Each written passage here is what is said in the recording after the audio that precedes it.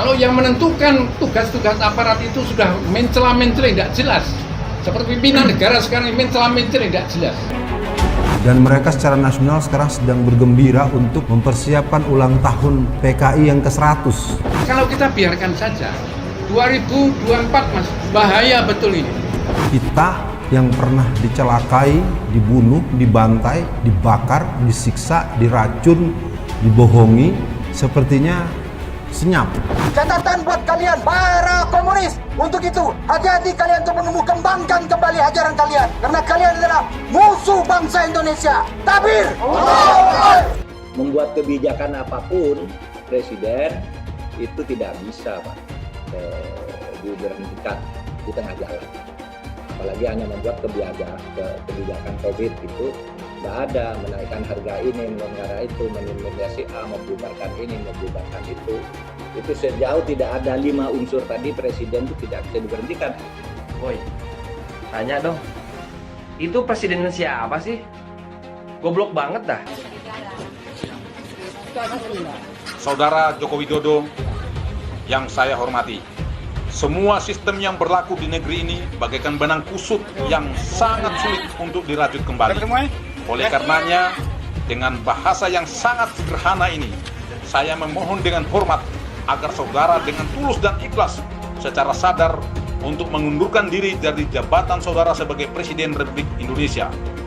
Hal ini perlu dilakukan demi kepentingan bangsa untuk menyelamatkan negara kesatuan Republik Indonesia sebelum kedaulatan negara benar-benar runtuh dan dikuasai asing, terutama Cina komunis. Sudah merasa yang paling benar. Saya merasakan kebangkitan komunis sejak beberapa tahun yang lalu, tadi sudah disampaikan oleh adik satu, sejak dihilangkannya pelajaran PMP dirubah, sejak dihilangkannya sejarah perjuangan bangsa sekarang dihilangkan, Pak. Artinya generasi kita muda sekarang ini sudah tidak tahu sejarah, Pak. Mereka sudah tahu PKI itu bahasa bodoh, nggak berbahaya. Bagi saya sangat membahayakan. Pelajaran sejarah tentang pemberontakan PKI di Indonesia tidak diajarkan lagi. Bukankah itu ada upaya-upaya penyesatan, penghapusan, pembodohan tentang sejarah? Padahal sejarah sangat berguna dalam kehidupan manusia. Setuju untuk menjadi undang-undang.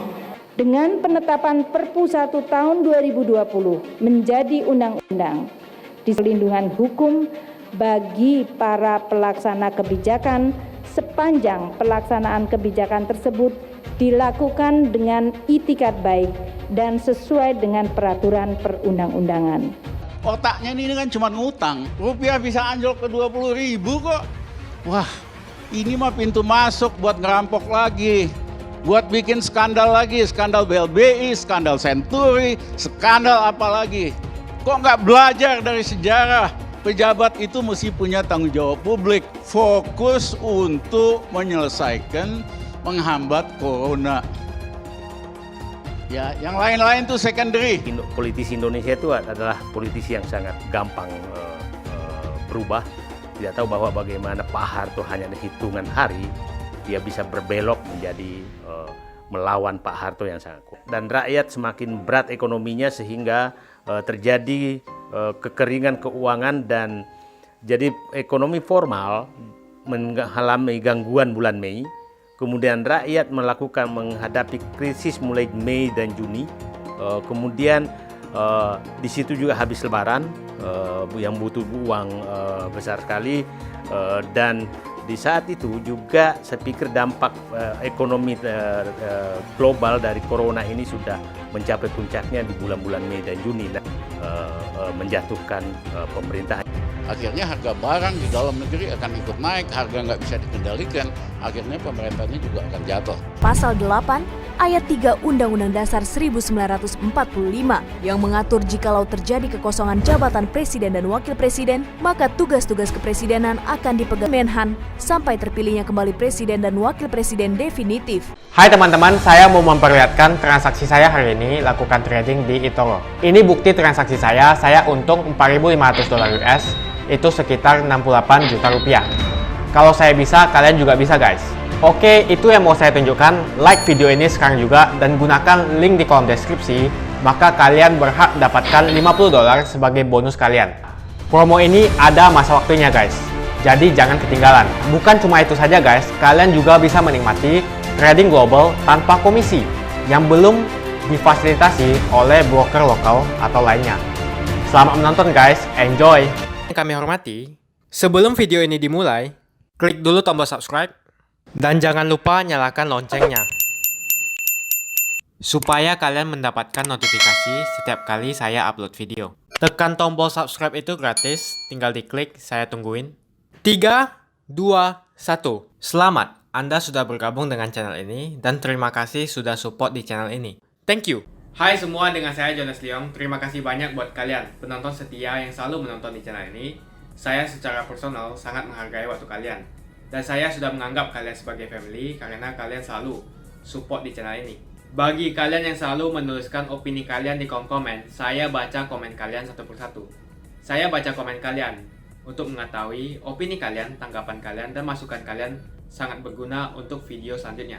Terima kasih banyak buat kalian yang selalu menekan tombol like di awal video. Video seperti ini membutuhkan waktu dan juga research. Dan ini semua gratis untuk kalian. Jadi pastikan kalian menekan tombol like-nya supaya saya mengetahui kalian menyukai konten yang saya bagikan. Buat kalian yang ingin mencoba bermain saham, silahkan tekan link di kolom deskripsi. Thank you. Isu tentang kebangkitan PKI kembali menyeruak ke permukaan di tengah pandemi COVID-19 untuk meyakinkan publik bahwa kebangkitan PKI itu nyata terjadi dan harus diwaspadai. Maka isu ini pun dibangun dengan berbagai narasi. Dalam hal ini, pengamat politik Lembaga Ilmu Pengetahuan Indonesia atau LIPI, Wasisto Raharjo Jati memandang dihembuskannya isu kebangkitan Partai Komunis Indonesia atau PKI yang belakangan ini ramai di media sosial sengaja disulut oleh para loyalis Orde Baru, salah satunya oleh anak penguasa Orde Baru yaitu Tommy Soeharto. Hal tersebut dikonstruksi sedemikian rupa agar masyarakat dibuat percaya dengan adanya peringatan ulang tahun ke-100 PKI secara senyap di tengah situasi pandemi COVID-19 di mana banyak masyarakat yang mengisolasi diri dan kolektif. Menurut Wasis, narasinya itu mengarah seolah-olah kalau mereka-mereka yang berdiam diri dalam rumah itu sedang mempersiapkan HUT PKI sebab operasi yang dilakukan oleh PKI juga sembunyi dalam senyap, di mana dalam narasi tersebut ada semacam pemikiran yang konspiratif. Selain itu, pendiri Drone Emprit dan Media Kernels Indonesia, Ismail Fahmi mengungkapkan, sejak 22 Mei hingga 25 Mei ada 2 klaster tentang PKI yang sangat besar ukurannya, yang bersumber dari akun milik tokoh masyarakat seperti pendakwah Haikal Hasan, Wakil Sekjen MUI Tengku Zulkarnain, dan politikus Gerindra Fadlizon.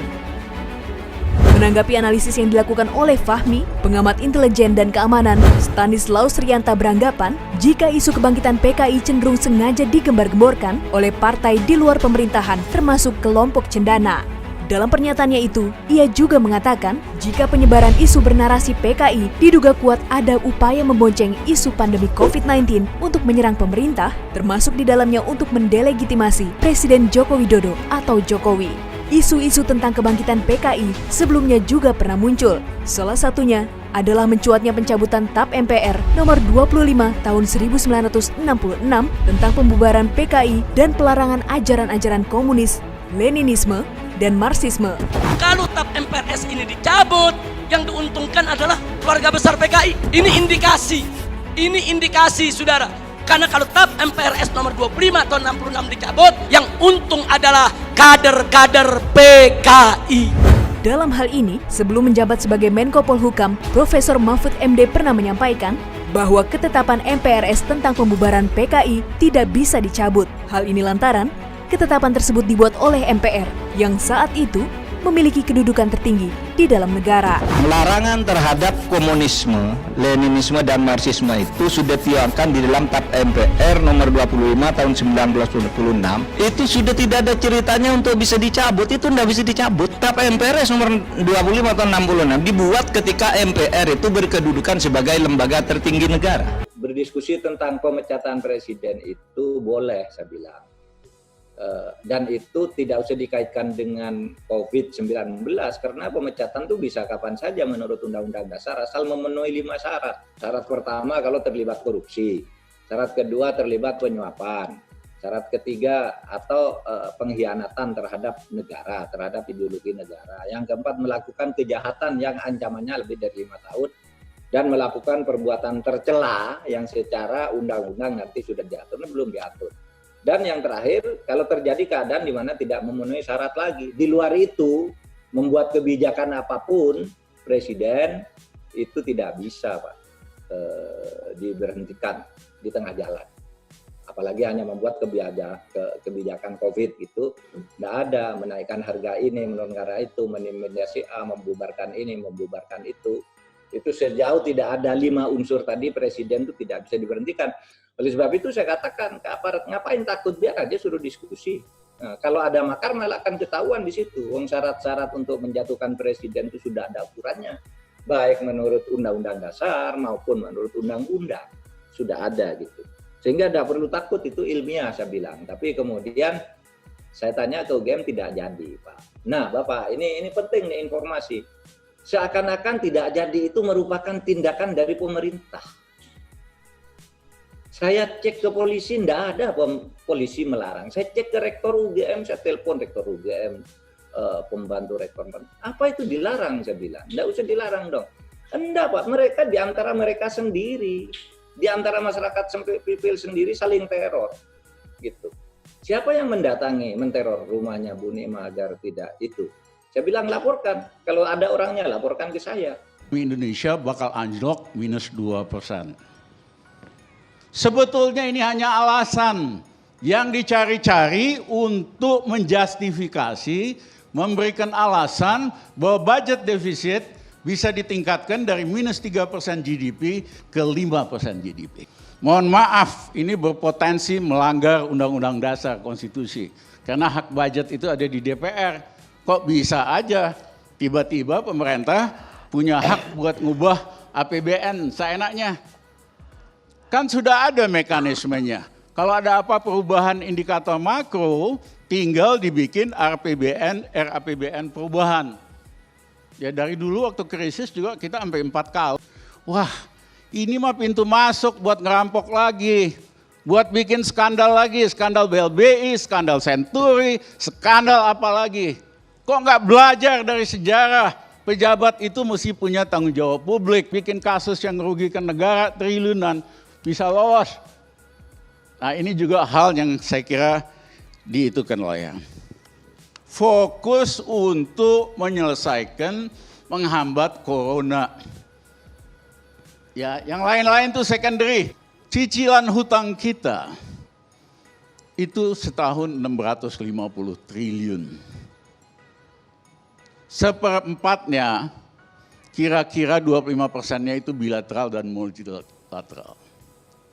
Kan banyak yang sok jago, ngaku hubungan internasionalnya hebat, kenal si ini, kenal si itu. Ini waktunya telepon kepala-kepala negara, kita delay dulu pembayaran ini 6 bulan. Nanti kita bayar lagi. Katanya banyak hubungan internasionalnya hebat. Mana? 3/4-nya itu bon-bon swasta. Yang bunganya selama ini ketinggian. Dulu 7%. Terakhir Menteri Keuangan nerbitin bon 4,5% atau 4,3%. Saya mohon maaf, Presiden Duterte, Presiden Filipina yang ekonominya lebih gawat dari kita, lebih susah dari kita, nerbitin bon, yieldnya hanya 2%. Kita 2 kalinya lebih mahal. Canggih banget Duterte. Ternyata saya dengar alat-alat kesehatan ribut di dalam karena masing-masing pejabat bawa ininya, bawa pengusahanya. Saya nggak putus-putus. Di koran sih berasan udah mau import sekian gitu alatnya. Tapi di dalam ternyata masing-masing punya sponsornya sendiri. Bejat ini sistemnya. Ya. Harusnya kan cepat bertindak dan sebagainya. Jadi 200 triliun kita spend untuk menyelesaikan masalah corona ini secepat mungkin. Karena kalau kita lakukan itu, nanti semua masalah yang lainnya ikutannya akan selesai. Sumbernya mati. Nah yang kedua 300 triliun kita pakai untuk bantu rakyat miskin dan pekerja harian. Tapi caranya jangan dikasih paket-paket, karena paketnya dia nggak perlu kok. Paket ini, paket itu ada 10 item. Yang dia perlu kan beras, yang dia perlu itu telur, ikan asin, minyak goreng. ya atur dong gitu.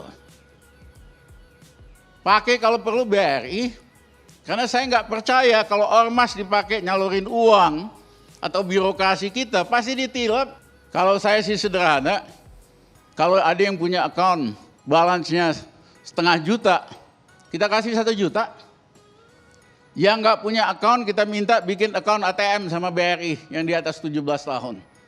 BRI itu punya cabang di seluruh Indonesia, punya satelit, suruh rakyat bikin ATM selama 17 tahun, di atas 70 tahun. 1 juta per anak atau apa, sehingga betul-betul sampai sama rakyat. Nah kalau kita lakukan itu, bank juga istilahnya penetrasi bank lebih tinggi.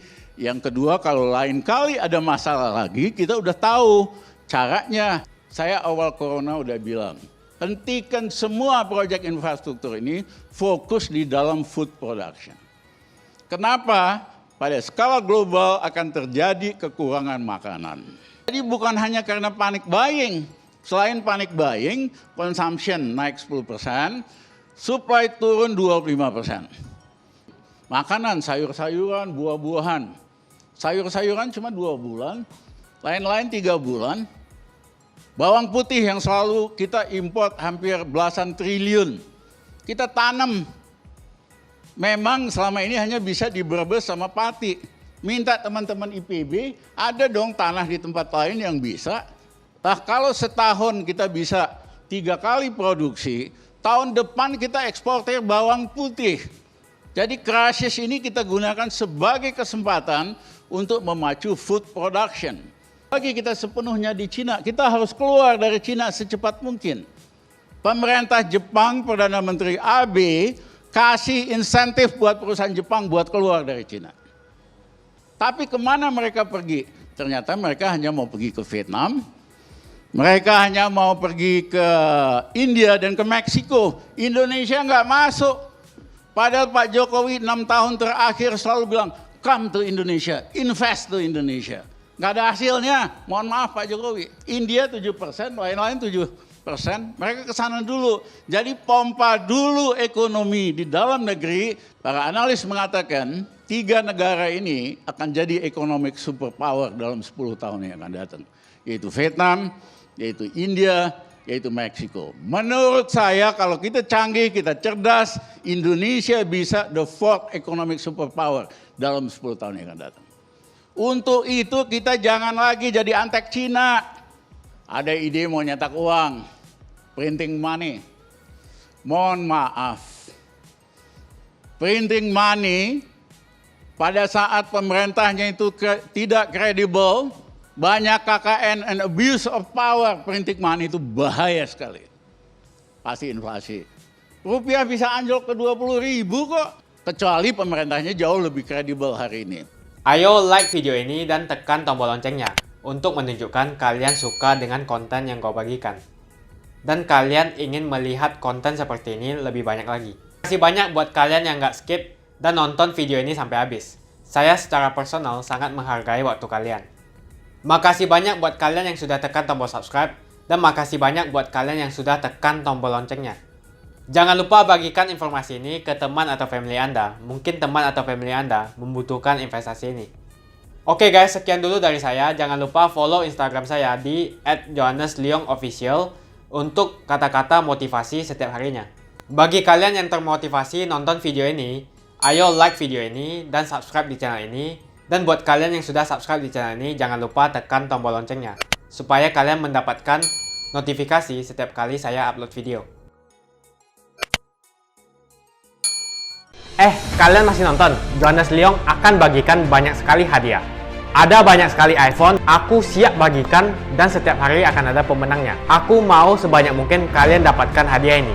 Caranya cuma satu aja, kalian tinggal melakukan 2 kali klik. Klik yang pertama adalah kalian tinggal klik di tombol subscribe Johannes Leong di kanan bawah. Klik yang kedua adalah klik follow di Instagram aku Johannes Leong Official.